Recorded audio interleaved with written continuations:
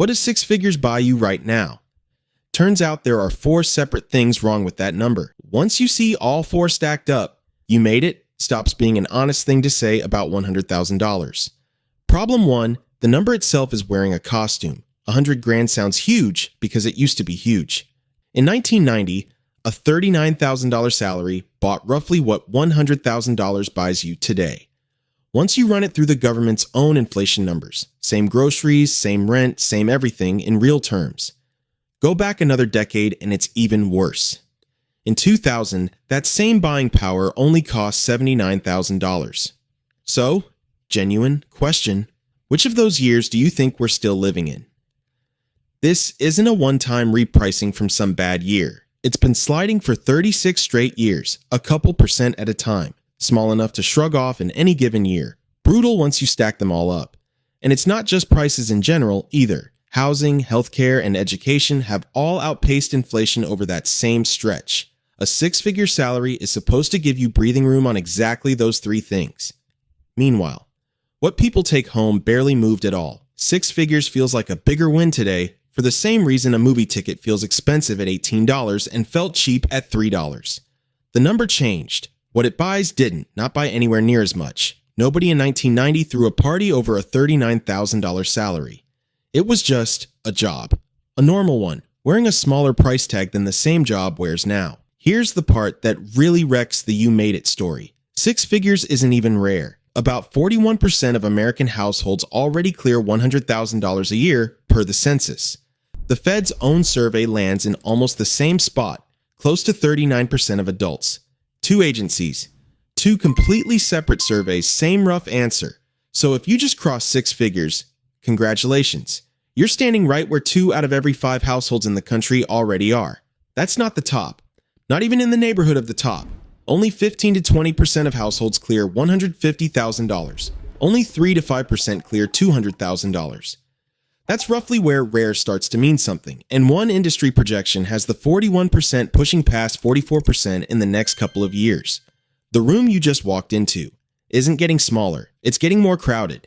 And notice nobody made this video about $94,000 or $112,000. Six figures got picked as the milestone because 6 digits sounds good out loud, not because crossing that exact line does a single thing to your actual life. Problem 2. The bite happens before you ever even see the money. Say that's you. Single earner, exactly $100,000, first payday at the new job. Friday. Direct deposit hits sometime after midnight. You check the app before you're even out of bed, half asleep, just to watch a real six-figure paycheck land for the first time in your life. Taxes already beat you to it, took their cut while you were still asleep. And that's not even the scary top rate you're picturing when you hear tax bracket. It's the blended rate, the actual average across every dollar you made. It's still enough to leave a real dent before your days even started. Federal tax stacks on top of that. State tax too, if your state charges one. Texas or Florida, you skip that part. California or New York, you don't. Depending where you live, somewhere between $25,000 and $35,000 is gone before that paycheck ever turns into money you can touch. Now, stack benefits on top.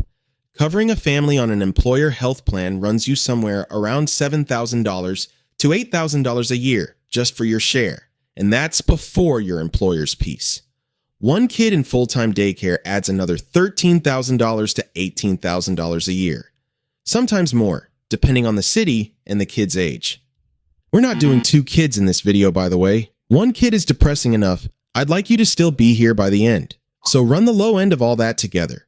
$100,000 salary, roughly $30,000 gone to taxes, another $7,500 to your slice of health insurance, another $15,000 to daycare for 1 kid.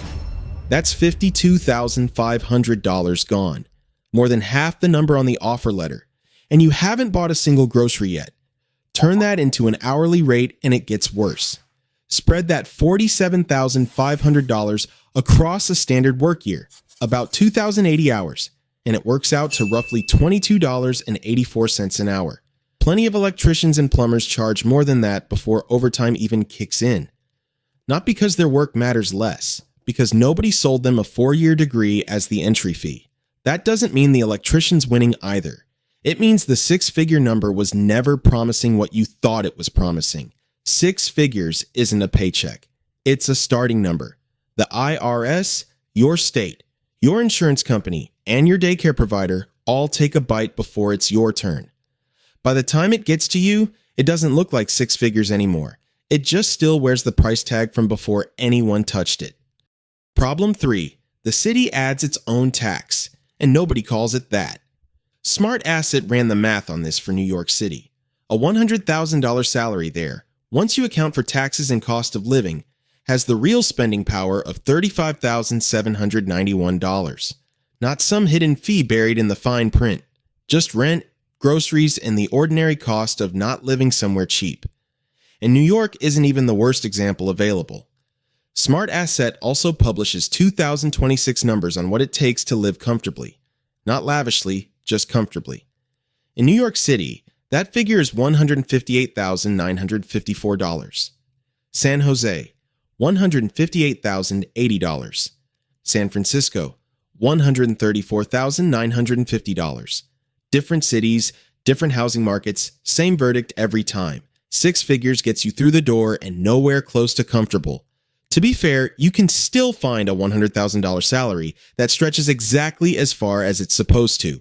It usually just means moving somewhere the job that pays it doesn't exist. Which is its own kind of trap when you think about it. You can chase the version of the number that goes far, or the version that's attached to a real paycheck.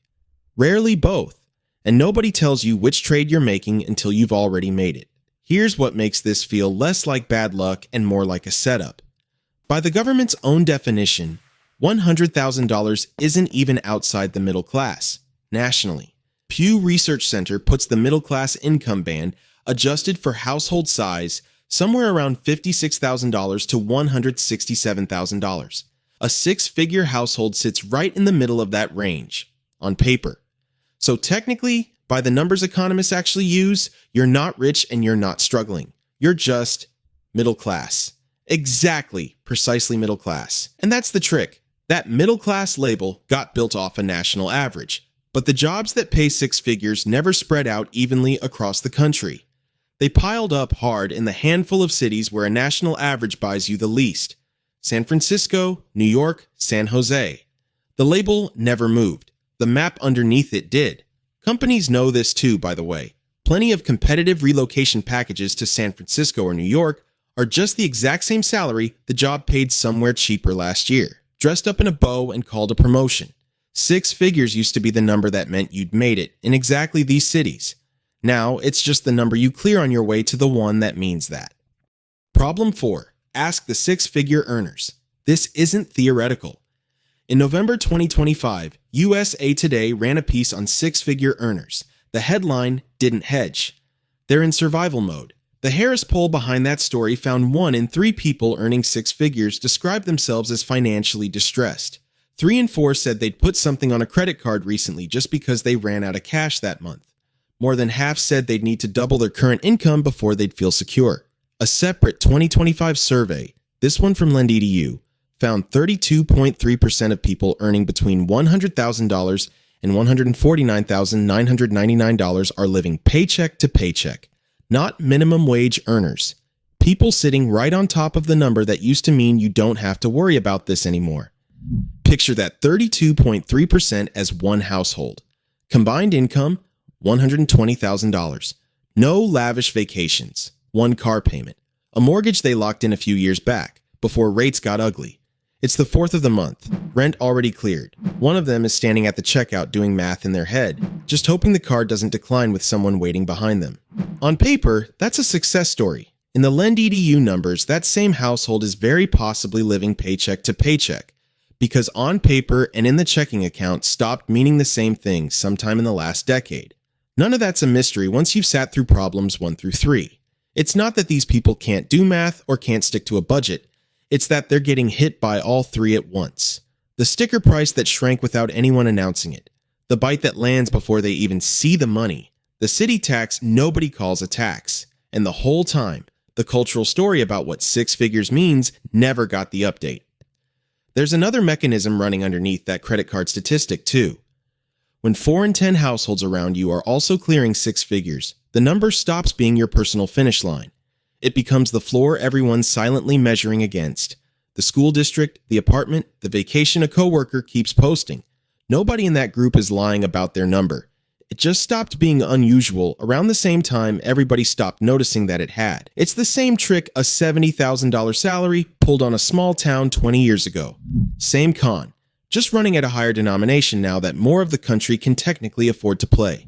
4 separate, individually boring mechanisms, all stacking on top of each other, until the number that was supposed to mean safety just means you're still playing the same game as everybody else. Look, none of this makes 6 figures a bad income. It's still more than most people make, and pretending otherwise would be dishonest. This isn't a video about secretly poor rich people. It is narrower than that. The number didn't get smaller. The promise attached to it did, and people kept repeating that promise anyway, because nobody ever sent out a memo saying it expired. You're still in that parking lot, still holding the phone, still rereading the number. It hasn't changed since you sat down. It just doesn't mean what you think it means.